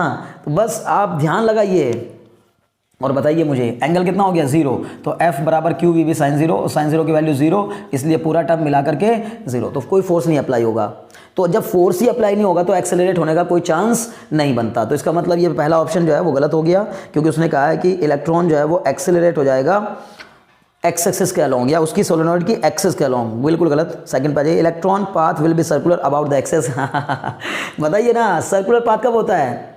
अरे अभी तो बताया कब सर्कुलर पाथ होता है, जब कोई चार्ज पार्टिकल मैग्नेटिक फील्ड के अंदर 90 डिग्री के एंगल पर एंटर करता है। यहाँ तो मैग्नेटिक फील्ड के या तो पैरेलल ही होगा या तो 180 डिग्री होगा। अच्छा, अगर 180 भी हुआ, सपोज करिए कि मैग्नेटिक फील्ड ऐसे हुई है ना, मैग्नेटिक फील्ड की डायरेक्शन ये हुई और आपने ऐसे एंटर करा दिया v वेलोसिटी के साथ, और ये मैग्नेटिक फील्ड की डायरेक्शन हुई, तो यहाँ पर थीटा कितना हो जाएगा, 180 डिग्री। बट 180 के केस में भी f बराबर कितना आएगा, क्यू वी बी साइन 180। तो ये हो जाएगा क्यू वी बी साइन 180। और आप अगर जरा से भी समझदार हैं तो आप जानते होंगे कि साइन 180 की वैल्यू भी 0 होती है, साइन 180 की वैल्यू भी 0 होती है। तो अगर इसकी वैल्यू 0 तो क्यू वी बी इंटू 0 मतलब एफ बी कितना हो जाएगा, 0 हो जाएगा, यानी कि फोर्स इस केस में भी 0 ही होगा। तो चाहे मैग्नेटिक फील्ड सोलेनॉइड के अंदर ऐसे हो, चाहे मैग्नेटिक फील्ड सोलेनॉइड के अंदर ऐसे हो, वेलोसिटी ऐसे हो, दोनों अगर पैरेलल हैं तो इसका मतलब फोर्स महसूस नहीं करेगा। चार्ज पार्टिकल अगर फोर्स महसूस नहीं करेगा तो इसका सीधा मतलब निकल के आया कि उस पर कोई एक्सेलरेशन काम नहीं करेगा। तो इसका मतलब है वो ना वो सर्कुलर पाथ को, क्योंकि सर्कुलर पाथ को फॉलो कराने के लिए भी सेंट्रीपिटल एक्सेलरेशन का होना जरूरी है, और सेंट्रीपिटल एक्सेलरेशन सेंट्रीपिटल फोर्स के बगैर आ नहीं सकता। तो जब फोर्स ही नहीं लग रहा तो सेंट्रीपिटल फोर्स और ये सब बातें तो बाद की हैं, तो पहली बात तो फोर्स महसूस नहीं करेगा, इसका मतलब सर्कुलर पाथ को फॉलो नहीं करेगा। इसका मतलब ये ऑप्शन बी भी आपका गलत हो गया। ऑप्शन सी की तरफ बढ़ते हैं। इसने कहा the electron will experience a force at 45 degree to the axis and hence execute a helical path. जब ऐसा कुछ होगा तो जो ये चार्ज पार्टिकल है ये 45 डिग्री के एंगल पर फोर्स महसूस करने लगेगा। मतलब तो कुछ अलग ही बात बता दी इसने कि जब चार्ज पार्टिकल सोलेनॉइड के अंदर ऐसे एंटर करेगा तो 45 डिग्री के एंगल पर फोर्स महसूस करने लगेगा और हेलिकल पाथ को फॉलो करना स्टार्ट कर देगा। भाई ये सब कुछ नहीं होता जब तक आप मैग्नेटिक फील्ड में खुद से उसको 45 डिग्री के एंगल पर एंटर नहीं कराएंगे। मतलब जब तक उसकी एंट्री, हाँ अगर उसकी एंट्री मैग्नेटिक फील्ड में 45 डिग्री के एंगल पर होती तब वो हेलिकल पाथ को फॉलो करता, लेकिन वो तो ऐसे पैरेलल एंटर किया है ना, एक्सिस के अलोंग एंटर किया है, तो अपने आप से 45 पे कैसे हो गया? जब उस पर कोई फोर्स ही नहीं लग रहा तो अपने आप मुड़ कैसे जाएगा? मुड़ने का कोई चांस ही नहीं बनता। इसका मतलब 45 डिग्री के एंगल पर जाने का कोई चांस ही नहीं बनता। मुझे उम्मीद है बात पकड़ में आ रही होगी, ठीक है। तो इसका मतलब है कि ये भी ऑप्शन गलत हो गया। अब जब 3 ऑप्शन आपने कट है ना, कट की तो बड़ी आदत होगी ना आप लोगों को, तो कट 3 ऑप्शन कट, तो फिर चौथा ऑप्शन ही सही आंसर है। तो वैसे चौथे को मैंने पढ़ा भी नहीं है, लेकिन फिर भी जाहिर है कि जब 3 गलत हो गए तो चौथा ही सही होगा ना, लेकिन फिर भी चौथे को पढ़ लेते हैं। चौथे में क्या कहता है, electron will continue to move with uniform velocity along the axis of the solenoid. जब 3 कट मार के चौथा ऐसा मिलता है ना, बस तसल्ली होती है, बस सुकून मिल जाता है, अंदर से एक सुकून का एहसास होता है कि भैया अरे वाह भाई चलो जो चाह रहे थे वो मिल गया। क्या कि देखिए इलेक्ट्रॉन लगातार कंटिन्यू रहेगा विद यूनिफॉर्म वेलोसिटी, मतलब एक यूनिफॉर्म वेलोसिटी के साथ इलेक्ट्रॉन अपने मोशन को कंटिन्यू रखेगा और डिफ्लेक्ट नहीं होगा, मतलब सोलेनॉइड के अंदर। तो यानी कि जो उसकी वेलोसिटी है वो अलोंग द एक्सिस ही रहेगी। बिल्कुल सही है। जब कोई फोर्स नहीं लगेगा तो ये बिल्कुल सीधा ही निकल जाएगा। मुझे उम्मीद है मैंने आपको क्वेश्चन दिया हुआ वो आपको याद होगा, भूलेंगे नहीं आप। कमेंट बॉक्स में जरूर मुझे इसका आंसर देंगे, ठीक है। चलिए, तो अगर एक क्वेश्चन ये भी आपने कर लिया और ये बहुत अच्छे से आपको क्लियर हो गया तो ऑप्शन डी आपका इसका सही आंसर होगा। फिर से ध्यान से क्वेश्चन पढ़िए और ऑप्शंस देखिए और अपने दिमाग में इसको बैठाइए। मेरे बताने से कुछ नहीं होना है जब तक आप उसको जोर दे के अपने दिमाग से नहीं सोचेंगे। मैं बार बार आपसे कह रहा हूँ, तब तक आप इस तरह आपको कोई नहीं बताएगा, ये चीज़ें नहीं। अरे बस ठीक है, लोग सोचते हैं अरे हमने अपना काम कर दिया, हमारा वीडियो देख लिया सामने वाले ने, बस काम हो गया हमारा, है ना। वीडियो आपकी मर्जी है, देखिए ना देखिए, ठीक है ना, वो आपके ऊपर है। लेकिन आप जो भी कर रहे हैं वो सही करिए, सही ढंग से करिए। और किसी भी काम को करने का एक ही सही ढंग होता है, 10-20 सही ढंग नहीं होते कि हम कहने लगे भैया ये भी कर लूँगा तो सही ढंग से ही हो गया, ये भी कर लूँगा तो सही ढंग से हो गया। मतलब अगर आप सोच रहे हो कि मैं भैया लेट के देख लूँगा तो भी मेरा तो सही ढंग से हो गई पढ़ाई, बैठ के कर लूँगा तब भी सही ढंग से हो गई पढ़ाई। देखिए पढ़ाई करने का एक ढंग होता है, एक तरीका होता है, अगर उस ढंग से करेंगे तो ही सही ढंग माना जाएगा। अदरवाइज़ ढंग तो बहुत से हो सकते हैं, तरीके तो बहुत से हो सकते हैं, लेकिन सारे तरीके सही नहीं हो सकते। इसलिए ध्यान रखिएगा, ट्रैप में फंसने की ज़रूरत नहीं है। समझना होता है कि कहाँ आपको क्या मिल रहा है, कैसे आपको चीज़ें समझ में आ रही हैं, नहीं आ रही हैं, और आपको समझ में आना ज़्यादा ज़रूरी है। मैं बार बार आपसे कह रहा हूँ, हमारे ज़्यादा बताने से, हमारे ज़्यादा समझाने से तब तक कोई फ़ायदा नहीं है जब तक आपकी समझ में ना आए। तो पहले आप खुद को समझाइए, खुद को सेटिस्फाई करिए और सोचिए कि जो आपको बताया जा रहा है वो आपकी समझ में आ रहा है कि नहीं आ रहा है। अगर वो आपकी समझ में आ रहा है तो एंजॉय करिए बिल्कुल हमारे साथ साथ, और चैनल को सब्सक्राइब करके हमारे साथ साथ आगे बढ़ते रहिए। हमारी इस फैमिली के एक सदस्य के तौर पर हमारे साथ एंजॉय करते रहिए। और अगर भाई समझ नहीं आ रहा है, आपके पल्ले नहीं पड़ रही, आपको चीज़ें दिक्कत कर रही हैं, तो फिर अदरवाइज़ आप कोई भी ऑप्शन चुन सकते हैं। खैर फिलहाल मैं इस क्वेश्चन की तरफ बढ़ रहा हूँ, एक और क्वेश्चन कर लेते हैं हम लोग, ठीक है ना। भी थोड़ा लंबा हो गया, आपको हो सकता है थोड़ा बोरियत होने लगे, नहीं कि ऐसा नहीं करना है, बोर नहीं होना है फिजिक्स। अरे यार फिजिक्स में बोरियत कैसी। चलिए क्वेश्चन करते हैं। इसने कहा इन ए साइक्लोट्रॉन ए चार्ज पार्टिकल, एक साइक्लोट्रॉन में चार्ज पार्टिकल के ऊपर क्या कहानी होती है, ठीक है ना। ये भी एनसीईआरटी एग्जाम्पल क्वेश्चन है, काफ़ी अच्छा क्वेश्चन है कि इन ए साइक्लोट्रॉन ए चार्ज पार्टिकल, पहला ऑप्शन क्या है, अंडरगोज एक्सिलरेशन ऑल टाइम। जब वैसे साइक्लोट्रॉन सीबीएसई टर्म 1 से हट गया, बट सीबीएसई टर्म 1 में शायद नहीं है, मुझे लगता है शायद नहीं है, एक बार देख लेना, ठीक है। लेकिन फिर भी मैं डिस्कस करूंगा क्वेश्चन, क्योंकि काफ़ी इंपॉर्टेंट क्वेश्चन है। तो इसने कहा कि एक साइक्लोट्रॉन है, उस साइक्लोट्रॉन के अंदर जो चार्ज पार्टिकल होता है। तो पहली बात मैं आपको हल्का फुल्का ओवरव्यू दे देता हूँ कि साइक्लोट्रॉन होता क्या है, जल्दी से आप इसको समझ लीजिए। देखिए तो साइक्लोट्रॉन कुछ इस तरह की एक डिवाइस होती है। पहली बात आपको बता दूं कि साइक्लोट्रॉन चार्ज पार्टिकल को एक्सेलरेट करने के लिए बनाई गई एक डिवाइस ही होती है। इसके अंदर चार्ज पार्टिकल के ऊपर दोनों फील्ड काम कर रही होती है, इलेक्ट्रिक फील्ड भी काम कर रही होती है और मैग्नेटिक फील्ड भी काम कर रही होती है। समझ रहे ना, इलेक्ट्रिक फील्ड का काम होता है, यहाँ पर हम पॉजिटिव और नेगेटिव पोलैरिटी देकर रखते हैं, मतलब एक अल्टरनेटिंग सोर्स ऑफ ईएमएफ लगा के रखते हैं, जिससे क्या होता है कि पोलैरिटी टाइम के साथ साथ बदलती रहती है, और जैसे जैसे पोलैरिटी बदलती रहती है उसके अकॉर्डिंग इलेक्ट्रॉन को इलेक्ट्रिक फोर्स मिलता रहता है। और एक मैग्नेटिक फील्ड हम इसके ऊपर, मतलब नॉर्थ पोल ऊपर साउथ पोल नीचे लगा करके एक मैग्नेटिक फील्ड ऐसे परपेंडिकुलर क्रिएट कर देते हैं। मतलब आप ऐसे समझिए कि साइक्लोट्रॉन क्या है, ये आप ऐसे करके 2 डी बना लिया आपने, डी मतलब डी की शेप की 2 आपने एक प्लेन लैमिना तैयार कर दिया ऐसा, जिसमें कि इलेक्ट्रॉन को घूमने के लिए रास्ता चाहिए होगा। तो इलेक्ट्रॉन इस डी में ही ऐसे ऐसे करके ट्रैवल करेगा, ठीक है ना, ऐसे करके ट्रैवल करेगा और अब अपने पाथ को क्या करता रहेगा, बढ़ाता रहेगा। मतलब शुरुआत मान लीजिए यहाँ से हुई, तो ये ऐसे ऐसे करके पहले ऐसे ऐसे करके ये घूम करके इलेक्ट्रॉन जो है वो, अगर आपने यहाँ से कोई विंडो बनाई होगी तो इस विंडो से क्या हो जाएगा, पार हो जाएगा, ठीक है ना। मतलब आप इलेक्ट्रॉन को जितना चाहो उतना एक्सेलरेट कर सकते हो साइक्लोट्रॉन की हेल्प से। मतलब बहुत ज़्यादा एक्सेलरेशन पाने वाला इलेक्ट्रॉन जब यहाँ से निकलेगा तो बहुत हाई वेलोसिटी के साथ निकलेगा। समझ में आ रही है बात। या कोई भी चार्ज पार्टिकल जो है वो बहुत हाई वेलोसिटी के साथ निकलेगा। कोई जरूरी नहीं कि इलेक्ट्रॉन को ही हम लोग एक्सेलरेट कराएं, किसी भी चार्ज पार्टिकल को एक्सेलरेट करा सकते हैं। तो चार्ज पार्टिकल को एक्सेलरेट करने के लिए हम लोग साइक्लोट्रॉन का इस्तेमाल करते हैं। दूसरी बात, साइक्लोट्रॉन में दोनों फील्ड अप्लाई हो रही होती है, एक इलेक्ट्रिक फील्ड एक मैग्नेटिक फील्ड। इलेक्ट्रिक फील्ड का काम होता है कि जब वो यहाँ से यहाँ एंटर कर रहा होता है तब उसको एक्सेलरेट करना, मतलब उसकी वेलोसिटी को बढ़ा देना। और जब उसकी वेलोसिटी को बढ़ा देगा तो देखिए ये जो सर्कुलर पाथ ये फॉलो कर रहा है ना, देखिए जो सर्कुलर पाथ ये फॉलो कर रहा है, इसका फॉर्मूला मैंने आपको अभी बताया ना इसी वीडियो में, पहले की शुरुआत में बता दिया। R बराबर क्या, mv/qb, मतलब radius followed by the charge particle inside magnetic field का फॉर्मूला होता है R बराबर mv/qb। तो इसका मतलब है कि ये जो रेडियस है, अगर ये इतनी रेडियस का पाथ लेकर के यहाँ आया और इस पर अचानक एक फोर्स ज़्यादा लग गया, तो जैसे ही यहाँ पर इसको इलेक्ट्रिक फील्ड वाला फोर्स मिलेगा तो वो इसको एक्सेलरेट कर देगा, और जब एक्सेलरेट कर देगा तो इसकी वेलोसिटी थोड़ी बढ़ जाएगी, और जब वेलोसिटी बढ़ जाएगी तो रेडियस भी बढ़ जाएगी, क्योंकि रेडियस और वेलोसिटी का रिलेशन आप फॉर्मूले में देख रहे हैं कि अगर वेलोसिटी बढ़ती है तो radius of the circular path भी बढ़ जाती है। तो जब इसकी रेडियस बढ़ जाएगी तो ये आपकी बार थोड़ा बड़ा पाथ कवर करेगा, और जब ये बड़ा पाथ कवर करेगा तो यहाँ से घूम करके अब ये फिर यहाँ आएगा, तो पोलैरिटी उतनी देर में फिर से चेंज हो जाएगी और इस पर एक फिर से अट्रैक्टिव फोर्स लगेगा, और इस बीच में जब तक ये डी के बीच में रहेगा इस पर एक इलेक्ट्रोस्टैटिक फोर्स मतलब इलेक्ट्रिक फोर्स लगेगा जो इसको एक्सेलरेट करके अंदर लेके जाएगा, और वो इलेक्ट्रिक फोर्स जो इसको एक्सेलरेट करके अंदर लेके जाएगा उसी के कारण ये एक बड़ा पाथ फॉलो करेगा और जब यहाँ पहुँचेगा तो फिर से इस पर एक एक्सेलरेटेड फोर्स लगेगा, इलेक्ट्रोस्टैटिक फोर्स। अच्छा, ये यहाँ से लेके यहाँ तक आपको ये घुमाने वाला फोर्स लग रहा है क्योंकि मैग्नेटिक फोर्स यहाँ काम कर रहा होगा। जब ये 90 डिग्री के एंगल पर यहाँ एंटर कर जाएगा मैग्नेटिक फील्ड के अंदर, और क्योंकि मैग्नेटिक फील्ड आपने ऐसे सेट की है ऊपर से नीचे की ओर और v वेलोसिटी ऐसे है, या तो ऐसे या तो ऐसे। जब ये यहाँ है तो वेलोसिटी ऐसे है और मैग्नेटिक फील्ड नीचे की ओर है, मतलब इसमें हमने ऐसे करके मैग्नेटिक फील्ड क्रिएट की हुई है ऐसे। क्लियर है, मतलब ऊपर नॉर्थ साउथ लगा के है ना, यहाँ पर नॉर्थ लगा दिया आपने, नीचे की तरफ साउथ लगा दिया आपने करके ना, ठीक है। तो ऐसे में मैग्नेटिक फील्ड, और ये डी ऐसे रखी हुई है, ऐसे इस प्लेन में रखी हुई है। तो ऐसे में जो चार्ज पार्टिकल यहाँ जब एंटर करेगा तो थोड़ा एक्सेलरेट करके एंटर करेगा तो ज़्यादा वेलोसिटी होकर के ज़्यादा बड़ा पाथ कवर करेगा, वेलोसिटी ज़्यादा तो रेडियस ज़्यादा, मतलब बड़ा पाथ कवर करेगा। और फिर जैसे ही यहाँ पहुँचेगा तो ये पोलैरिटी फिर से चेंज हो जाएगी और ये पॉजिटिव और ये नेगेटिव हो जाएगा। तो फिर इलेक्ट्रॉन या जो भी चार्ज पार्टिकल है उसके अकॉर्डिंग ये पोलैरिटी चेंज होकर के उस पर फिर से अट्रैक्शन लगाएगी, यहाँ अट्रैक्शन लगाएगी तो यहाँ रास्ता इसका सीधा हो जाएगा, लेकिन अट्रैक्शन के कारण वेलोसिटी बढ़ जाएगी और यहाँ पे फिर से 90 डिग्री के एंगल पे एंटर करेगा तो फिर सर्कुलर पाथ को फॉलो करेगा और रेडियस बड़ी होती चली जाएगी। तो अब ये ऐसे बढ़ते बढ़ते बढ़ते बढ़ते ऐसे घूमते घूमते घूमते घूमते लगातार आप पाएंगे कि अंदर जब तक रहता है तो इसको मैग्नेटिक फील्ड क्या करती रहती है, एक्सेलरेट, सेंट्रीपिटल एक्सेलरेशन देके इसको घुमाती रहती है। और जैसे ही इन दो डी के बीच में रहता है तो इलेक्ट्रिक फील्ड अपना काम करती है और इलेक्ट्रिक फील्ड इसको तुरंत क्या करती है, अपनी ओर अट्रैक्ट करके ये पोलैरिटी ऐसे हिसाब से सेट हो जाती है ताकि जो चार्ज पार्टिकल यहाँ आ रहा है उसको अट्रैक्शन मिले। ये जैसे ये चार्ज पार्टिकल जैसे यहाँ पहुंचेगा